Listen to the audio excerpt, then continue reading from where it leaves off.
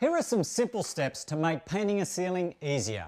Now you're going to need a 2.5-inch angle-sash brush to paint the edges of the ceiling and a 9-inch roller with an extension handle for the rest of the ceiling. It's important to choose a good brush, such as a Benjamin Moore's soft nylon polyester brush. Now you also need a sturdy step ladder. So start by painting the edge of the ceiling first. Carefully paint the edge of the ceiling where it meets the wall. If you plan to paint the wall, you can overlap the paint on the wall about a 1/2 inch or so. Now if you don't plan to paint the walls, use painter's tape to protect the wall or use the brush to cut in a nice straight line along the wall's edge. Brush paint onto the ceiling about 3 inches, and this will make it easy to roll up to without getting paint on the walls.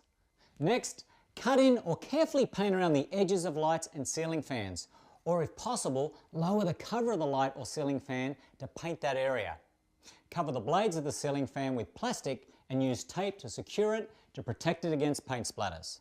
Then it is time to switch to a roller and start painting the rest of the ceiling. Now use a roller pole that's comfortable to use and extends far enough to reach over the covered furniture that you already have placed in the center of the room. Start painting with a roller from the corner of the ceiling nearest a window, and this will allow you to see where you have painted because the light from the window will reflect onto the wet paint on the ceiling. Then work your way across the room, opposite the window. Now don't press too hard on the roller when you start painting the ceiling, since that may cause splatters and drips. Roll slowly when you are near the wall to help avoid hitting the wall.